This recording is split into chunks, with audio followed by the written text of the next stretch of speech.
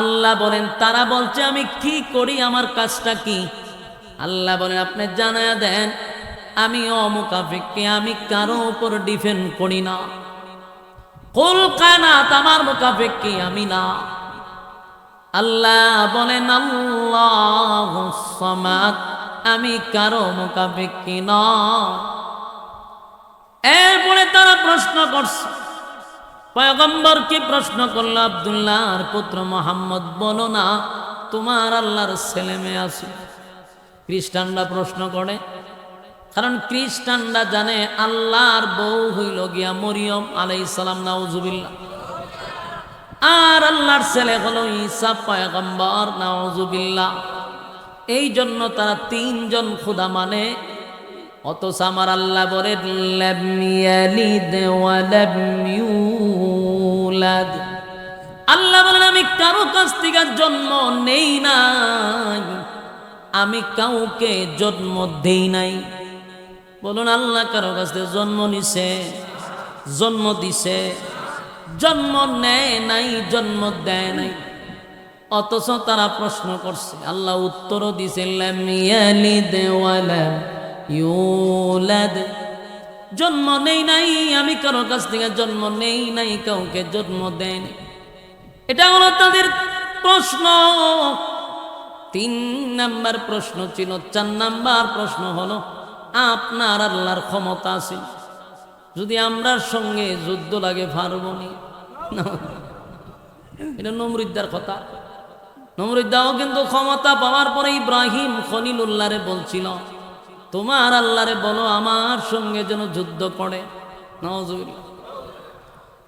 যুবক ভাই, মানুষ যখন ক্ষমতা পায় তখন পিছনের অতীত ভুলে যায়। মানুষকে যখন আল্লাহ ধন সম্পদ দেয় সে কি ছিল স্মরণ রাখে না। আল্লাহ বলেন আমি পৃথিবীতে বহু মানুষকে ক্ষমতা দিছি, কিন্তু ক্ষমতা পাইয়া মানুষ ক্ষমতার অপব্যবহার করছে। ক্ষমতা পাইয়া নিজেরই খোদা দাবি করে বসে রয়েছে।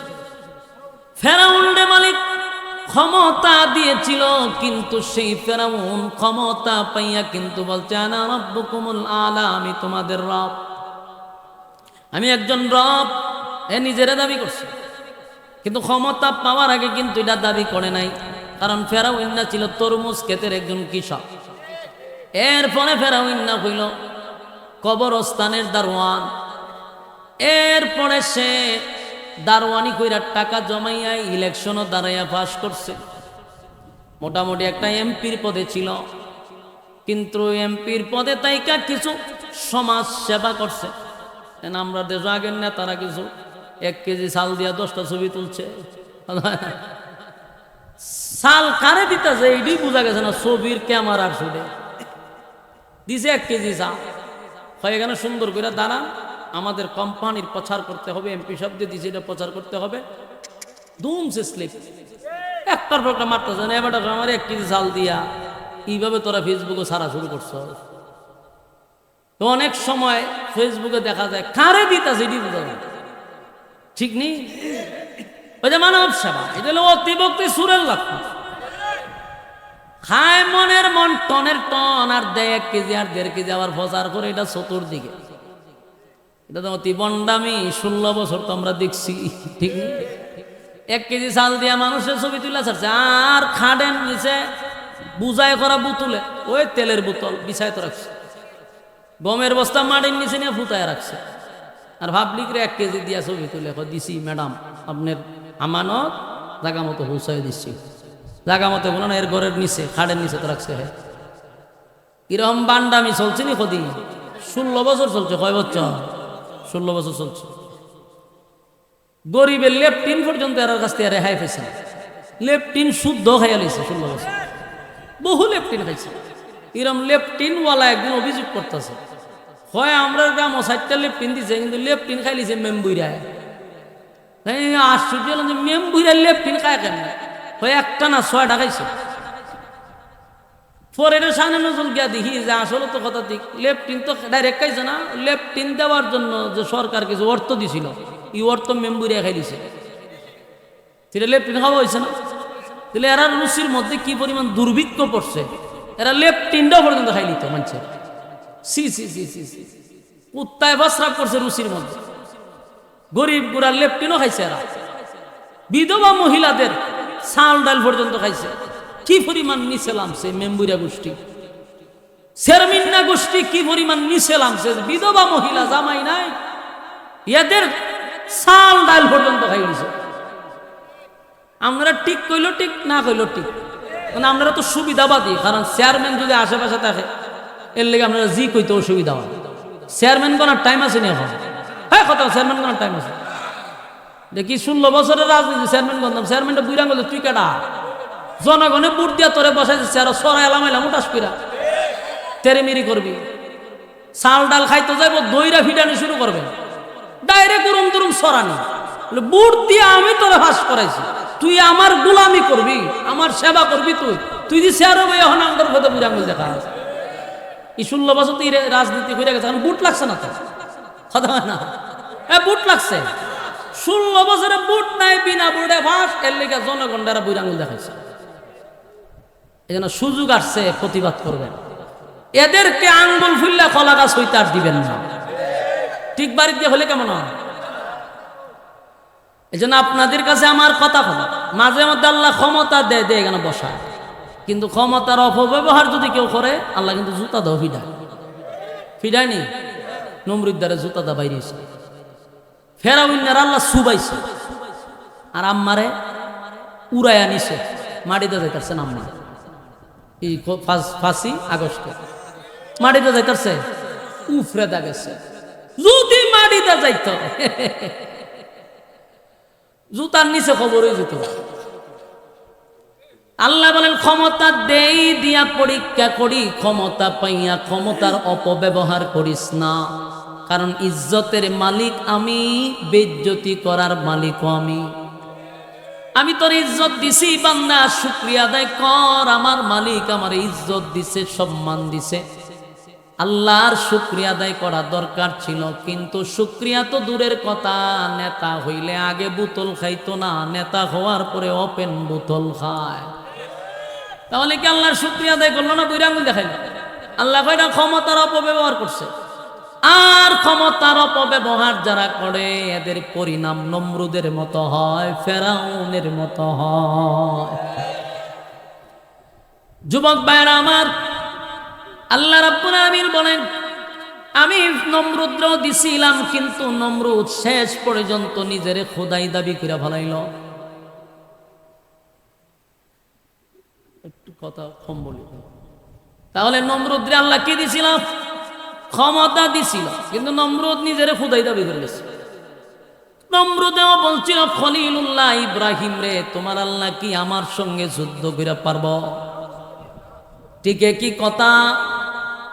ইয়াহুদিরা, খ্রিস্টানরা, মূর্তি পূজারীরা রাসূলের কাছে এসে বলে তোমার আল্লাহ যেহেতু একজন, তোমার দাবি তোমার আল্লাহর ক্ষমতা আসেনি, আমাদের সঙ্গে যুদ্ধ করে পারবেনি। তখন আল্লাহ কি কয়? আল্লাহ বলে ওয়ালাম ইয়াকুল লাহু কুফুয়ান আহাদ। আল্লাহ বলে ওয়ালাম ইয়াকুল লাহু কুফুয়ান আহাদ। পয়গম্বর, আমার সমতুল্য, আমার সমকক্ষ আর কেউ নাই। আসমান জমিনের নিচে আল্লাহর সমতুল্য কেউ আছে? সমকক্ষ কেউ আছে?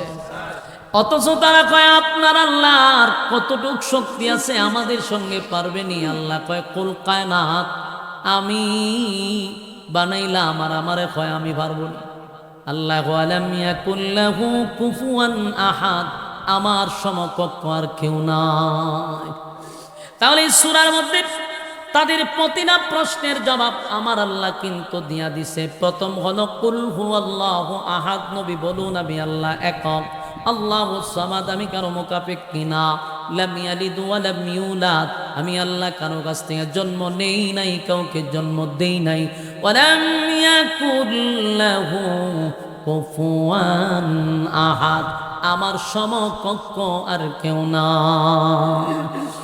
এ যুবক বাড়া, তাহলে এবার আসুন, আল্লাহর কিন্তু আল্লাহর সমকক্ষ কেউ নাই, কেউ নাই, আল্লাহর সমতুল্য কেউ নাই। এই প্রশ্নের জবাব আল্লাহ সূরা কুল ফাল্লার মধ্যে, সূরা ইখলাসের মধ্যে আল্লাহর পুরা শান মান কমপ্লিট একটা সূরা নাজিল করে বিশ্ববাসীরে জানায়া দিল। এই সূরার ভিতরে আমার আল্লাহর সম্মান সব দেওয়া। সুবহানাল্লাহ। এবার তারা প্রশ্নের জবাব পাওয়ার পরে এই হলো সূরার কিছু সরল তর্জমা শুনাইলাম। কোরআনটারে 3 ভাগের মধ্যে আমরা 2 ভাগ আলোচনা করছি। একটা হলো সরল তর্জমা, আল্লাহ রাব্বুল আলামিন প্রশ্নের 3-4টা জবাব দিয়া দিয়েছে সূরা ইখলাসের ভিতরে। তাদের আরো কিছু প্রশ্ন ছিল, আপনার আল্লাহ যে এককভাবে এত পৃথিবীটা এককভাবে চালায়, ইশারায় তামাম কুল কায়নাত চলে, আপনার আল্লাহর কি ঘুমে ধরে না? আপনার আল্লাহর কি কোনো ক্লান্তি আসে না? এই জবাবও আল্লাহ দিয়া দিছেন, আল্লাহু লা ইলাহা ইল্লা হুয়াল হাইয়ুল কাইয়্যুম লা তাখুযুহু সিনাতুন ওয়ালা নাওম। রব্বে কারীম কিন্তু এদের জবাব দিয়া দিছে যে আমি আল্লাহর ঘুম নাই, আমি আল্লাহর তন্দ্রা নাই। বেঈমানরা তাদের প্রশ্নের জবাব পাইয়া চলে গেল। যুবক ভাইরা আমার, বলুন এই সূরার মধ্যে তাদের আল্লাহ প্রশ্নের জবাব দিয়েছেনি? প্রতিটা কথায় উত্তর আছে না নাই? তাহলে আমরা প্রথম আলোচনা করলাম কেন নাজিল হলো, তাদের বিতর্কিত প্রশ্নের জবাবে সূরা নাজিল হইল। সরল তর্জমা শুনলাম কি কি উত্তর দিল। এখন আসুন সূরাটার কিছু ফজিলত নিয়ে আলোচনা করি। রাজি আছেন? এই সূরার এত ফজিলত, কুল ফাল্লাহ সূরা, এখানে আমার মনে হয় সবাই পড়ে। সূরাটা সবাই পড়েন, কিন্তু বলুন তো প্রতিদিন কি কেউ পড়েন? এমন ব্যক্তি আছে 1 বছর একবার পড়ছে না, এমন লোক আছে। অথচ এই সূরা যদি কেউ একবার পড়ে 10 পারার সওয়াব আল্লাহ তার আমল নামায় দিয়া দেয়। এই সূরা কুল ফাল্লাহ নাজিল করার পিছনে আল্লাহর মায়া দয়া আছে, আল্লাহর মায়া দয়া আছে গো। আল্লাহর মায়া দয়া কিভাবে দেখেন, এমনও মানুষ আছে রে, বয়স হয়ে গেছে 60 থেকে 70 বছর, যেই মানুষটা মৃত্যুর আগে তার আমল নামায় একটা কোরআনের খতমের আমল তার আমল নামায় নাই। কথা হয় না? আপনাদের নীরবতায় বোঝা যায় প্রত্যেকের আমল নামায় কোরআনের খতম আছে। তাহলে এই যে আল্লাহ কত মায়া দয়া করছে, বালিশের সঙ্গে মাথা লাগাইয়া যদি চিন্তা করি তাহলে আমাদের প্রশ্নের জবাব পাওয়া যায়।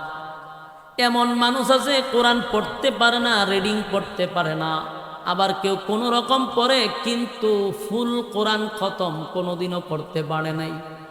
তাহলে এই মানুষের আমল নামায় একটা কোরআনের খতম নাই রে। আফসোসের বিষয় হলো এই কোরআন উম্মতি মুহাম্মদীর জন্য একটা নিয়ামত, সেই কোরআনের খতম আমাদের আমল নামায় নাই। এর থেকে দুর্ভাগ্য আর কি হতে পারে, এর থেকে কপাল পোড়া কি হতে পারে? অথচ আপনাদের এই মাদ্রাসা দারুল উলুম ইসলামিয়া মাদ্রাসা গিয়া দেখেন 7-8 বছর 10 বছরের বাচ্চারা এই পর্যন্ত কয়েকবার কোরআন খতম দিয়া বসা। সুবহানাল্লাহ কি বারে দিয়া। কেন তাদেরকে মহব্বত করবেন, কেন তাদেরকে ভালোবাসবেন? এর একটা নাম্বার কারণ হলো নিজের নিজে প্রশ্ন করবেন, আমার বয়স 60 হয়ে গেছে, দাড়ি সাদা হয়ে গেছে, চামড়া ঢিল হয়ে গেছে, কিন্তু আজ পর্যন্ত একটা কোরআনের খতম দিতে পারলাম না। কোরআন পড়লেও শুদ্ধ হয় না, ভুলে ভুলে পুরা জিন্দেগি শেষ। আর ছোট ছোট মাসুম বাচ্চারা প্রতিদিন 3-4 দিন পরে পরে একটা খতম দিয়া বসে থাকে। এতগুলা কোরআনের খতম ছোটবেলায় তাদের সিনার ভিতরে ঢুকায়া রাখছে। এই জন্য একটা হলো কোরআন, কাগজের কোরআন, আর একটা হলো জিন্দা কোরআন। জিন্দা কোরআন যদি কেউ দেখতে চায় তাহলে মাদ্রাসার হেফজখানায় যেতে হবে, গিয়া দেখবেন জিন্দা কোরআন বসে রয়েছে। কোরআনে কথাও কয়, কোরআনে খানাও খায়, কোরআনে ঘুমায়। তার মানে যেই সমস্ত ছেলেরা 30 পারা কোরআন সিনার ভিতরে রাখছে এরাই হলো জিন্দা কোরআন। এই জন্য এদেরকে ইজ্জত করবে। প্রয়োজনে মহব্বত করবেন, ভালোবাসবেন, মাঝে মধ্যে তাদের জন্য কিছু খাবার নিয়ে আসবেন, নিজের হাতে খাওয়া দিবেন। কিয়ামতের ময়দানে এটা নাজাতের একটা উসিলা হয়ে যেতে পারে।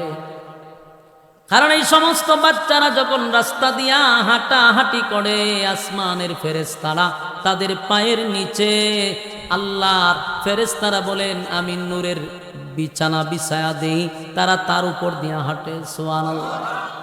তারা যখন রাস্তা দিয়ে হাঁটে, গাছে তাদের জন্য দোয়া করে, সমুদ্রের মাছ তাদের জন্য দোয়া করে, সমস্ত প্রাণীরা তাদের জন্য দোয়া করে। আমি আর তুমি তাদেরকে দমক দেই, কিন্তু তাদের জন্য দোয়া করে আল্লাহর মাখলুকাত। সুবহানাল্লাহ। কেন? তাদের ভিতর আছে কোরআন, তারা মাসুম, আর প্রতিদিন আল্লাহর সঙ্গে তারা কথা বলে। সুবহানাল্লাহ। তুমি আর আমি গভীর রজনীতে আমাদের ঘুমটা বাড়ি হয়, শেষ রাত্রে যখন চলে আসে আমাদের ঘুম আমাদেরকে আরো ঝাপটা দিয়া ধরে। ঘুমটা তখন খালি জমে, আমি আর তুমি ঘুমায়া থাকি। কিন্তু নজুলের রহমতের সময় শেষ রাত্রিতে মাদ্রাসার দিকে তাকায়া দেখবা ছোট ছোট কচি কচি মাসুম বাচ্চারা, যেই সমস্ত বাচ্চারা নিজের মা বাবা তাদেরকে মুখে তুলে খাবার খাওয়ায়, সেই বাচ্চাগুলি গভীর রাত্রে ঘুম থেকে জাগ্রত হইয়া পানি দিয়া উযু করে পবিত্র হইয়া আল্লাহর কুদরতি পায়ে তারা সেজদা দেয়। এবং গভীর রজনীতে তুমি আর আমি ঘুমায়া থাকলেও তারা গুনগুনাইয়া আল্লাহর কোরআন তেলাওয়াত করে। যুবক ভাই, আমরা যেই পরিমাণ গুনাহ করি গো, যেই পরিমাণ আকাম কুকামের পিএইচডি আমরা করছি, এই জমিন আল্লাহ কবে ধ্বংস করে দিত, জমিন আল্লাহ তলায়া দিত, আমাদের উপরে গজব আসত। কেন গজব আসে না? কেন ভূমিকম্প হয় না? কারণ যেই সময় গজব আসবে ছোট ছোট মাসুম বাচ্চারা আল্লাহর সঙ্গে কথা বলতে থাকে। সুবহান। এজন্য মাদ্রাসার যেই জায়গায় হয়, ওই এলাকার মানুষ একটা নিয়ামত পাইছে, বড় বড় গজব থেকে তারা বেঁচে যায়। কারণ আপনি গুনাহ করলেও মাদ্রাসায় নেকির আমল হচ্ছে, আল্লাহর সঙ্গে তারা শেষ রাত্রিতে কথা বলে। এই কথা বলার কারণে, তোমার গুনার কারণে আল্লাহ এদের সওয়াবের কারণে গজব দেয় না। তোমার উপরে গজব পড়ার কথা, কিন্তু মাদ্রাসার ছোট ছোট বাচ্চাদের কারণে তোমার উপরে ঠান্ডা পড়ে না। তোমার তো শুকরিয়া আদায় করা দরকার। কথা কেন? মাদ্রাসার ছাত্রদেরকে ভালো করে শুনে, নিজের একটা ছেলেরে হাফেজ আলেম বানাইতেও যদি না পারেন, অন্তত হাফেজ আলেমের শ্বশুর হওয়ার চেষ্টা করবেন। শ্বশুরও যদি না হতে পারেন, তাহলে একজন ছাত্র আলেমকে খাওয়ানোর চেষ্টা করেন। আপনার বাড়িতে খাইয়া পড়ালেখা করবে এমন একটা সুযোগ করে দেন। এটাও যদি না পারেন, হাফেজ আলেমদের সঙ্গে সুসম্পর্ক রাখেন, সুসম্পর্ক রাখেন। কিয়ামতের ময়দানে এটাও আপনার নাজাতের উসিলা হতে পারে। কথা হয় না? যুবক বালক, তাহলে আমি আর আপনি সারাদিনে একবার সূরা ইখলাস পড়তে পারি না। এই 4 আয়াতের ছোট্ট একটা কুল হু আল্লাহ সূরা, আল্লাহর কসম, আলেম ছাড়া সাধারণ পাবলিকরে যদি জিগায় সূরা কুল হু আল্লাহ বলেন, আমার মনে হয় প্রথম অক্ষর থেকে যে ভুল শুরু হবে, শেষ পর্যন্ত ভুলে ভুলেই যাবে। অক্ষরের উচ্চারণ জানা না, মাখরাজ জানা না, তাজবিদ জানা না, কিচ্ছুই জানা না, খইটা কি পড়তেছে। কিন্তু আপনি 7 বছরের একটা বাচ্চারা দাঁড় করেন নুরানি ক্লাসে, দেখুন শুদ্ধ একটা মাখরাজ আদায় করে করে আপনাকে শুনাইয়া দিবে। সুবহানাল্লাহ। তাহলে সূরা ইখলাস সুযোগ পাইলে লজ্জার বিষয় না, শিকার জন্য কোনো বয়স লাগে না। কথা হয় না? ব্যবসার জন্য যখন আপনারা শিখতে যান, কাজ শিখতে যান, তো কোরআন শিখেন না কেন? বুড়া হইলেও কোনো শিক্ষার কোনো বয়স নাই। মাদ্রাসার ছাত্রদের কাছে শিখবেন, বলে আমার 2টা সূরা শুদ্ধ করে শিখায়া দাও। 2টা শেষ হইলে বলে আর 2টা লাগবে। যদি 4টা সূরা আপনার সহি শুদ্ধ থাকে, নামাজ চলে যাবে, নামাজটা চলে। তাহলে কমপক্ষে 4টা সূরা সহি শুদ্ধ দরকার আছে না? যদি শিখবেন কইতে, মাদ্রাসা যদি না থাকে। আমি আপনাদের কাছে জানতে চাই, সূরা ইখলাস পড়েন কিন্তু শুদ্ধ করে অনেকেই পারেন না। যদি শুদ্ধ করে পড়তে পারেন একবার 10টা পারার সওয়াব আল্লাহ আমলনামায় দিবে। 2 বার পড়লে 20 পারা, 3 বার পড়লে 30 পারা সওয়াব আমলনামায় দিবে। এবার শুনুন, আল্লাহ সূরা ইখলাস নাজিল করে আমাদের প্রতি কত আল্লাহর মায়া, কত সহজ হয়ে গেছে। মরার পরে যখন দেখব আমাদের আমলনামায় একটা কোরআনের খতম নাই রে, সেদিন আফসোসের সীমা থাকবে না। আর যদি কেউ সূরা ইখলাস প্রতিদিন 3 বার পড়ে, 3 বার যদি প্রতিদিন পড়ে, তাহলে প্রতিদিন 3 বার করে পড়লে এক খতমের সওয়াব, 365 দিনে 365টা কোরআনের খতমের সওয়াব তার আমলনামায় লেখা হবে। এই বছর এইভাবে যদি 60 বছর বাঁচে, তাহলে আপনি হিসাব করে ক্যালকুলেটরে দিয়া দেখেন যে আপনার কত কোরআনের সওয়াব, খতমের সওয়াব আপনার আমলনামায় জমা হচ্ছে। দুনিয়ার থেকে যেদিন আপনি বিদায় হয়ে যাবেন, আপনাকে যখন পুনরায় আবার দাঁড় করানো হবে, গজবের ফেরেশতা আপনার পাশে আসলে কোরআনের খতমগুলি চতুর্দিকে দাঁড়ায় বলবে আমরা কোরআন। গজবের ফেরেশতা সামনে আসতে পারে। এজন্য আমাদের জন্য আল্লাহ সহজ করে দিছে, আমরা প্রতিদিন কয়বার পড়ব। তাহলে আজকে একটা খতম সওয়াব লইয়া বাড়ি যাওয়ার দরকার আছে না নাই? আমার সঙ্গে পড়ুন, কুল হুয়াল্লাহু আহাদ আল্লাহুস সামাদ লাম ইয়ালিদ ওয়া লাম ইউলাদ ওয়া লাম ইয়াকুল লাহু কুফুয়ান আহাদ। এই মুহূর্তে যারা পড়ছেন প্রত্যেকের আমলনামায় 10 পারার সওয়াব। সুবহানাল্লাহ। কুল হুয়াল্লাহু আহাদ আল্লাহুস সামাদ লাম ইয়ালিদ ওয়া লাম ইউলাদ ওয়া লাম ইয়াকুল লাহু কুফুয়ান আহাদ। 20 পারার সওয়াব পাইছেন, সুবহানাল্লাহ। আবার পড়েন, কুল হুয়াল্লাহু আহাদ আল্লাহুস সামাদ লাম ইয়ালিদ ওয়া লাম ইউলাদ ওয়া লাম ইয়াকুল লাহু কুফুয়ান আহাদ। এই মুহূর্তে যারা পড়ছেন প্রত্যেকের আমলনামায় একটা করে কোরআনের সওয়াব কিন্তু জমা হইছে। আরো জোরে। তাহলে বলুন তো আজকের মাহফিলে আসার কারণে আপনাদের লাভ না লস? আমাদের মাহফিলে আসলে মানুষ কোরআনের খতম নিয়ে বাড়ি যায়, কিন্তু আফসোসের ব্যাপার হলো অনেক মাহফিলে আসলে নাচতে নাচতে বাড়ি যায়। এজন্য আপনাদের আজকের এই মাহফিলে বসার কারণে লস হচ্ছে না লাভ হচ্ছে? তাহলে এই লাভটা কি একদিনই থাকতো না, প্রতিদিন চলতো?